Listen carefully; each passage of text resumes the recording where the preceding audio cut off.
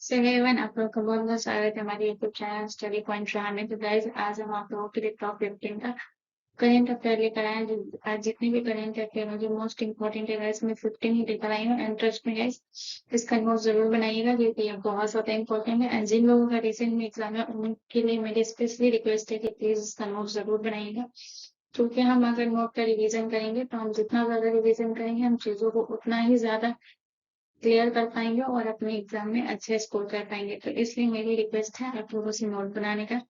दूसरी चीज ये है गाइस कि इसको टॉप 15 ही है, आप एक बार इसे पूरा देखिए, आपको बहुत सारा चीज क्लियर होगा। तो इतना ही रिक्वेस्ट करूंगी कि प्लीज पूरा जरूर देखिएगा। तो मेरा दो ही रिक्वेस्ट है, एक नोट जरूर बनाएगा एंड सेकेंड चीज है कि इसे पूरा जरूर देखिएगा। एंड ये सभी करंट अफेयर ऑब्वियसली बात है हर एग्जाम के लिए बहुत ज्यादा इंपॉर्टेंट है। या फिर आप रेलवे के स्टूडेंट हो या किसी कोई भी गवर्नमेंट प्रिपरेशन कर रहे हो, आप हर स्टूडेंट के लिए करंट अफेयर इंपॉर्टेंट होता है। तो चलिए बिना देर के स्टार्ट करते हैं। तो हमारा पहला क्वेश्चन है, भारतीय रिजर्व बैंक ने किस बैंक पर 29.55 लाख रुपए का मौद्रिक जुर्माना लगाया? तो अभी हाल ही में बुधवार के दिन ही भारतीय रिजर्व बैंक ने 29.55 लाख रुपए का जुर्माना लगाया है। तो वो किस बैंक पे लगाया? तो option A Bank of Baroda, option B Central Bank of India, या ऑप्शन सी एक्सिस बैंक, या ऑप्शन डी बंधन बैंक। तो यहाँ पे क्या बोल रहा है, या फिर यहाँ पे मैं चीजों को हाईलाइट भी कर दूं ताकि आप लोगों को कोई दिक्कत ना हो। तो यहाँ पे ये बोल रहा है कि 29.5 लाख का जुर्माना जो लगाया है वो किस बैंक पे लगाया है? तो इसका जो करेक्ट आंसर होगा वो होगा option number D is the correct answer. बंधन बैंक पे जो है वो 29.55 लाख का जुर्माना लगाया। लेकिन अगर आपसे ये पूछे कि 1.4 करोड़ का जुर्माना किस बैंक पे लगा है, तो 1.4 करोड़ का जुर्माना है, यहाँ पे मैं लिख देती हूँ कि 1.4 करोड़ का जुर्माना है वो हमारा बैंक ऑफ इंडिया पे लगा है। तो अभी हाल ही में बुधवार के दिन ही ये आरबीआई बताया है। कि अब आप लोग इसके दिमाग में ये होगा कि मौद्रिक जुर्माना जो है वो आरबीआई क्यों लगाई है। तो गाइस इसको याद रखिएगा कि जब बैंक कोई किसी नियम का पालन नहीं करती है तो आरबीआई उस बैंक पे जुर्माना लगाती है। ठीक है, तो बैंक ऑफ इंडिया पे गाइस यहाँ पे याद रखिएगा कि बैंक ऑफ इंडिया पे जो है वो 1.4 करोड़ का जो है बैंक ऑफ इंडिया जुर्माना लगाया है आरबीआई। और अगर 29.55 लाख का पूछे तो याद रखिएगा कि वो बंधन बैंक है। ठीक है, तो यहाँ पे मैं लिख भी दूँ, इसको याद रखिएगा। तो याद रखिएगा 29.55 लाख का जो जुर्माना लगाया वो बंधन बैंक पे, और अगर आपसे पूछे कि 1.4 करोड़ का जुर्माना किस बैंक पे लगाया तो वो यहाँ पे मैं लिख दूंगे, देख सकते हैं बैंक ऑफ इंडिया पे लगाया। ठीक है, चलिए नेक्स्ट क्वेश्चन की तरफ। अगला क्वेश्चन हमारा क्वेश्चन नंबर 2 है कि हाल ही में पुरातात्विक विदों ने कहा 1500 से अधिक कंकाल खोजे। तो ये बहुत इंपॉर्टेंट है गाइस कि यहाँ पे क्या पूछ रहा है कि पुरातात्विक विदों ने 1500 से भी अधिक कंकाल खोजे गए। तो बताइए कि किस जगह पे 1500 से भी अधिक कंकाल खोजे गए? Option A Canada, option B Germany, option C Pakistan, या ऑप्शन डी फ्रांस। तो अभी हाल ही में जहाँ पे पुरातात्विक विधि से जो 1500 से अधिक कंकाल जहाँ खोजे गए हैं, इसका करेक्ट आंसर होगा गाइस ऑप्शन नंबर जो बी है वो हमारा करेक्ट आंसर होगा। जो जर्मनी में जो है हमारा 1500 से भी अधिक कंकाल खोजे गए। और यहाँ पुरातात्विक विदों ये याद रखिएगा, ठीक है, पुरातात्विक विदों ने कहाँ 1500 से अधिक कंकाल खोजे ये पूछ रहा है। ठीक है, याद रखिएगा जर्मनी। चलिए नेक्स्ट क्वेश्चन की तरफ। अगला क्वेश्चन हमारा क्वेश्चन नंबर 3 है कि हाल ही में महिला दिवस पर किस राज्य द्वारा चौथी महिला नीति का अनावरण किया गया? तो गाइस यहाँ पे क्या पूछ रहा है, मैं हाईलाइट भी कर दूं कि चौथी जो महिला नीति का जो है वो अनावरण किया गया है वो कहाँ किया गया? तो बताइए ऑप्शन ए असम में, ऑप्शन बी राजस्थान में, ऑप्शन सी महाराष्ट्र में, या ऑप्शन डी गुजरात में। तो गाइज इसका जो करेक्ट आंसर होगा वो होगा option number C is the correct answer. जो चौथी महिला नीति का अनावरण किया गया है वो महाराष्ट्र में किया गया है। ठीक है, ध्यान रखिएगा कि महाराष्ट्र में जो है वो चौथी महिला नीति का अनावरण किया गया है। चलिए नेक्स्ट क्वेश्चन की तरफ। अगला क्वेश्चन है हमारा क्वेश्चन नंबर 4 है कि हाल ही में न्यायमूर्ति सत्येंद्र सिंह, यहाँ पे क्या पूछ रहा है कि जो न्यायमूर्ति थे वो, ठीक है, और उनका नाम क्या था, सत्येंद्र सिंह, वो किस राज्य का लोकपाल लोकायुक्त नियुक्त किया गया? तो किसको लोकायुक्त नियुक्त किया गया? तो option A Madhya Pradesh, option B Uttar Pradesh, option C Karnataka and option D Tamil Nadu. तो यहाँ पे जो सत्येंद्र सिंह को है किस राज्य का लोकायुक्त नियुक्त किया गया, तो इसका जो करेक्ट आंसर होगा वो होगा option number A is the correct answer, Madhya Pradesh. जो न्याय, और ये सत्येंद्र सिंह याद रखिएगा कि ये न्यायमूर्ति भी थे, ठीक है। याद रखिएगा कि जो न्यायमूर्ति थे और इनका नाम सत्येंद्र सिंह था, इनको हाल ही में लोकायुक्त नियुक्त किया गया है मध्य प्रदेश राज्य का। ठीक है, चलिए नेक्स्ट क्वेश्चन की तरफ। अगला क्वेश्चन हमारा क्वेश्चन नंबर 5 है कि हाल ही में जो है प्रधानमंत्री नरेंद्र मोदी ने असम और किस राज्य को जोड़ने वाली सेला टनल का उद्घाटन किया है। तो बताइए प्रधान नरेंद्र मोदी जो है वो किस राज्य का जोड़ने वाली सेला टनल का उद्घाटन किया है। तो ये आपको बता देगा कि इसका जो करेक्ट आंसर होगा वो क्या होगा। Option A Manipur, option B Uttar Pradesh, option C Gujarat या ऑप्शन डी आंध्र प्रदेश। तो अभी हाल ही में प्रधानमंत्री नरेंद्र मोदी ने जो असम को और जिस राज्य को जोड़ने वाली सोलर टनल का उद्घाटन किया, उसका करेक्ट आंसर होगा option number D is the correct answer, Andhra Pradesh. ठीक है, और गाइस ये याद रखिएगा कि ये दुनिया की सबसे लंबी डबल लेन टनल है। ठीक है, जो अरुणाचल प्रदेश में जो उद्घाटन किया गया और ये शनिवार के रोज ही हुआ है। तो ये दुनिया की सबसे लंबी डबल लेन टनल है। ठीक है, और ये 13,700 फीट की ऊंचाई पर ये बनी है। ठीक है, मैं यहाँ पे लिख भी देती हूँ, 13,700,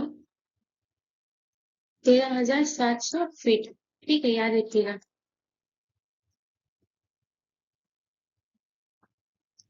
ठीक है, 13,700 फीट की ऊंचाई पर बनी है सुरंग है, और इसको ये भी बता देते हैं guys कि ये असम के तेजपुर को और अरुणाचल के तवांग को जोड़ने वाली ये सड़क बनी है। ठीक है, तो याद रखिएगा। चलिए नेक्स्ट क्वेश्चन की तरफ। अगला क्वेश्चन हमारा क्वेश्चन नंबर 6 है। क्वेश्चन नंबर 6 हमारा कि हाल ही में विश्व उपभोक्ता अधिकार दिवस कब मनाया गया है। तो ऑप्शन ए 17 मार्च को, ऑप्शन बी 16 मार्च को, ऑप्शन सी 15 मार्च को या ऑप्शन डी 14 मार्च को।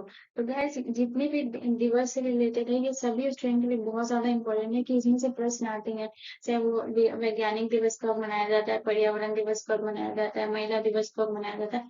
तो इससे रिलेटेड बहुत सारे ऐसे प्रश्न आते हैं आपको एग्जाम में देखने को, इसलिए मैं जब भी ऐसे प्रश्न आती हूँ या फिर मेरा जीके जीएस का भी स्कोर जाता है guys, तो उसमें भी मैं एक क्वेश्चन इसमें ऐसा डालती हूँ सारी चीजों को आप कवर अप कर पाए।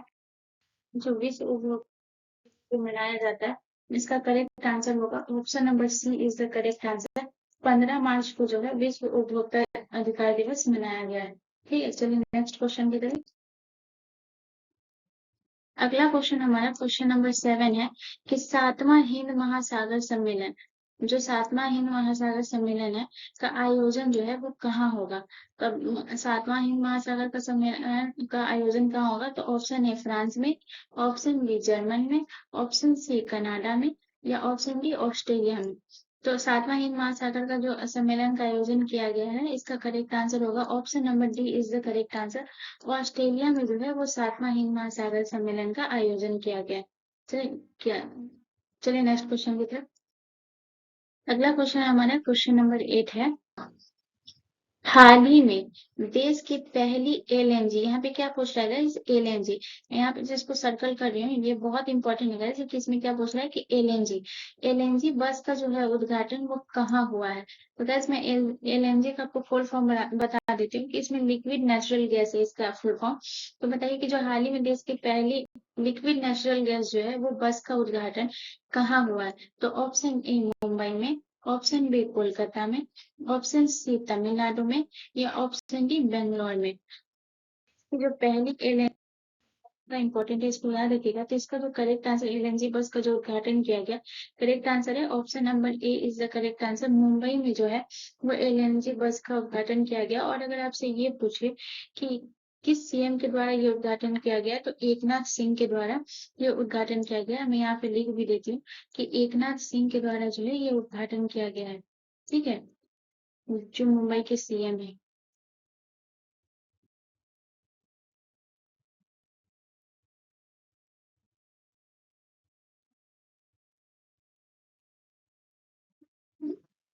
तो याद रखिएगा गाइस कि एलएनजी बस का जो उद्घाटन किया गया है वो किस मुख्यमंत्री के द्वारा, तो एकनाथ सिंह के द्वारा। और एलएनजी का फुल फॉर्म क्या होता है, लिक्विड नेचुरल, ये याद रखिएगा। और वही में चलिए नेक्स्ट क्वेश्चन की तरफ। अगला क्वेश्चन हमारा क्वेश्चन नंबर 9 है। हाल ही में PV Narasimha Rao memorial award, और ये बहुत ज्यादा इंपॉर्टेंट है गाइस कि पीवी नरसिम्हा राव जो मेमोरियल अवार्ड है से किसे सम्मानित किया गया है हाल ही में। तो ऑप्शन ए सूर्य कुमार यादव को, ऑप्शन बी अमिताभ घोष को, ऑप्शन सी रतन टाटा को, या ऑप्शन डी किशोर शर्मा को। कभी हाल फिलहाल जो पीवी नरसिम्हा राव मेमोरियल अवार्ड से जिसे सम्मानित किया गया है उसका करेक्ट आंसर होगा option number C is the correct answer. Ratan Tata को जो है वो पीवी नरसिम्हा राव मेमोरियल अवार्ड से सम्मानित किया गया है। ठीक है, चलिए नेक्स्ट क्वेश्चन की तरफ। अगला क्वेश्चन हमारा क्वेश्चन नंबर 10 है कि हाल ही में लेजर हथियार ड्रैगन फायर, ठीक है, यहाँ पे क्या पूछ रहा है कि ड्रैगन फायर का जो है परीक्षण कहाँ किया गया, तो किया गया कहाँ। ऑप्शन ए ब्रिटेन में, ऑप्शन सी रूस में, या ऑप्शन सी इजराइल में, या ऑप्शन डी चीन में। तो गाइस आपको बता दें कि जो लेजर हथियार होता है वो एक्चुअल में क्या है, तो लेजर के थ्रू आप किसी भी मिसाइल को नष्ट कर सकते हैं, उसे ये लेजर हथियार और या फिर ड्रैगन फायर जो बोला गया है उसे ये कहा गया है। मतलब कि इसका जो मुख्य उद्देश्य है इसलिए ये बनाया गया है कि ये किसी भी मिसाइल को लेजर के थ्रू उसको नष्ट कर सकता है। ठीक है, तो ये किस देश ने किया है, तो याद रखिएगा इसका करेक्ट आंसर होगा option number A is the correct answer, Britain के द्वारा। ठीक है, ब्रिटेन के द्वारा जो है ना वो लेजर हथियार यानी ड्रैगन फायर का परीक्षण किया गया। चलिए नेक्स्ट क्वेश्चन की तरफ। अगला क्वेश्चन हमारा क्वेश्चन नंबर 11 है कि भारत में सबसे ऊंचे मौसम टावर का उद्घाटन कहाँ किया गया। तो अभी मौसम टावर का जो है वो उद्घाटन कहाँ किया गया, तो ऑप्शन ए भोपाल में, ऑप्शन बी फरीदाबाद में, ऑप्शन सी बेंगलोर में, या ऑप्शन डी हैदराबाद में। तो हाल ही में जहाँ सबसे ऊंचे मौसम टावर का जो उद्घाटन किया गया है इसका करेक्ट आंसर होगा option number A is the correct answer, जो भोपाल में है। भोपाल में सबसे ऊंचे मौसम टावर का उद्घाटन किया गया है, इसको याद रखिएगा। ठीक है, भोपाल। और ये बहुत इंपॉर्टेंट क्वेश्चन दिए गए, ये सबको याद रखिएगा। और आप अगर यहाँ तक आप ये वीडियो को अगर पूरा देखे होंगे तो आपको ये पता चला होगा कि मैं कितना इंपॉर्टेंट क्वेश्चन लेकर आई हूँ और मैं आपको क्यों बोल रही थी नोट बनाने के लिए गाइस। तो प्लीज मैं बार बार आपको रिक्वेस्ट कर रही हूँ कि प्लीज इसका नोट जरूर बनाइए। ठीक है, चलिए नेक्स्ट क्वेश्चन की तरफ। अगला क्वेश्चन है हमारा क्वेश्चन नंबर 12 है कि सेंट पैट्रिक दिवस जो है वो कब मनाया जाता है। तो सेंट पैट्रिक दिवस जो है वो कब मनाया जाता है। और वैसे मैं आपको ये भी बता देती हूँ कि जो सेंट पैट्रिक दिवस है वो क्यों मनाया जाता है। तो आयरलैंड के जो एक संरक्षक थे उनकी जो मृत्यु हुआ था तो उन्हीं मृत्यु के जश्न में सेंट पैट्रिक दिवस मनाया जाता है। ठीक है, ये याद रखिएगा। तो कब मनाया जाता है, तो ऑप्शन ए 12 मार्च को, ऑप्शन सी 14 मार्च को, ऑप्शन सी 17 मार्च को, या ऑप्शन डी 18 मार्च को। तो इसका जो करेक्ट आंसर होगा वो होगा option number C is the correct answer, जो 17 मार्च को जो है वो हमारा सेंट पैट्रिक दिवस मनाया जाता है। ठीक है, चलिए नेक्स्ट क्वेश्चन की तरफ। अगला क्वेश्चन हमारा क्वेश्चन नंबर 13 है कि किस देश ने दुनिया की पहली 3D जो प्रिंटेड मस्जिद का जो है वो अनावरण किया, तो किस देश ने, तो ऑप्शन ए सऊदी अरब ने, ऑप्शन बी पाकिस्तान ने, ऑप्शन सी ईरान ने, या ऑप्शन डी अल्जीरिया ने। तो गाइस अभी हाल ही में जो देश को दुनिया की सबसे पहली 3D प्रिंटेड मस्जिद का जो अनावरण किया है इसका करेक्ट आंसर होगा option number A is the correct answer, सऊदी अरब ने जो है वो 3D प्रिंटेड मस्जिद का अनावरण किया है। और गैस अल्जीरिया जो है वो अभी कुछ समय पहले ही दुनिया की तीसरी सबसे बड़ी मस्जिद का निर्माण कराया वो अल्जीरिया। और 3D प्रिंटेड मस्जिद का जो अनावरण किया वो सऊदी अरब। और दुनिया की सबसे बड़ी मस्जिद जो है वो भी सऊदी अरब में है, जो हमारा मक्का में। ठीक है, चलिए नेक्स्ट क्वेश्चन की तरफ। अगला क्वेश्चन हमारा क्वेश्चन नंबर 14 है कि मैक्स इंडिया की सहायक कंपनी ने वरिष्ठ नागरिकों की देखभाल हेतु आईआईटी किस राज्य के साथ जो है वो साझेदारी की है। तो अभी मैक्स इंडिया की सहायक कंपनी जो है जिसके वरिष्ठ नागरिकों ने है वो अपने देखभाल के हेतु के लिए आईआईटी जो है वो किस के साथ साझेदारी की है। तो ऑप्शन ए कर्नाटक के साथ, ऑप्शन बी दिल्ली के साथ, ऑप्शन सी पूना के साथ, या ऑप्शन डी बेंगलोर के साथ। तभी आईआईटी जिसके साथ साझेदारी की है उसका करेक्ट आंसर होगा option number B is the correct answer, Delhi के साथ जो है वो आईआईटी जो है वो साझेदारी की है। ठीक है, चलिए नेक्स्ट क्वेश्चन की तरफ। अगला क्वेश्चन हमारा क्वेश्चन नंबर 15 है कि कौन सी भारत की सार्वजनिक क्षेत्र, तो गाइस इसमें ये ध्यान रखिएगा कि यहाँ पे क्या पूछ रहा है कि सबसे बड़ी सार्वजनिक क्षेत्र पूछ रहा है, ठीक है। सबसे बड़ी नहीं पूछ रहा है, सार्वजनिक क्षेत्र पे जो पूछ रहा है। तो ऑप्शन ए बीओआई यानी bank of India, option B SBI यानी state bank of India, option C HDFC यानी, और ऑप्शन डी आरबीआई यानी कि रिजर्व बैंक ऑफ इंडिया। तो जो सार्वजनिक क्षेत्र पे सबसे बड़ी बैंक है वो हमारा करेक्ट आंसर होगा, option number B is the correct answer. SBI जो है वो हमारा करेक्ट आंसर होगा। जो हमारी सार्वजनिक क्षेत्र पे सबसे बड़ी बैंक है वो हमारा एसबीआई है। तो गाइज हमारा टुडे 15 करेंट अफेयर आज यही कंप्लीट होता है। होपफुली आप लोगों को ये पसंद आया होगा। तो गाइज अगर पसंद आया होगा तो मेरी बहुत छोटी सी रिक्वेस्ट है कि प्लीज मेरे चैनल को सब्सक्राइब जरूर करिएगा और बेल आइकन पे जरूर क्लिक कर लीजिएगा ताकि आपको मेरे वीडियो की नोटिफिकेशन मिलती रहे। एंड ट्रस्ट मी गाइस ये सभी बहुत इंपॉर्टेंट है। एंड मैं दोबारा रिक्वेस्ट करूंगी एक बार और कर रही हूँ कि प्लीज इसका नोट जरूर बना लीजिएगा और एक से दो बार जरूर इसे देखिएगा। आपकी चीजों को, आप बहुत ज्यादा चीजों को क्लियर आउट कर पाएंगे। तो ठीक है गाइस, मिलते हैं नेक्स्ट वीडियो में। धन्यवाद।